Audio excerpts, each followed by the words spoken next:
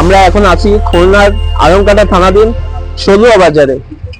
এখানে গতকাল রাত 9টায় সাংবাদিক ইমদাদুল হক মিলন আপনাকে দেখাতে চেষ্টা করব।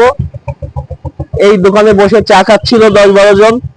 এর মধ্যে শাহপুরের দিক থেকে দুটা মোটরসাইকেল আসে, 4 জন তাকে আরোহী ছিল। তারা এসে সবাইকে চলে যেতে বলে, একটা ফাঁকা ফায়ার করে এবং দোকানের ভিতরে ঢুকে সাংবাদিক ইমদাদুল হক মিলনের মাথায় অস্ত্র ঠেকিয়ে গুলি করে। একটু দেখাতে চেষ্টা করবো রক্ত।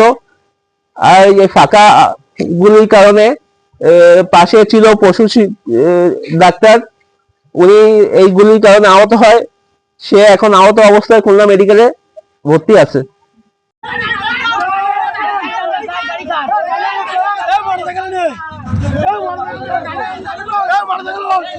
দিবারে দিয়ে আগে দিবারে দিয়ে যা, আগে দিবারে দিয়ে যা।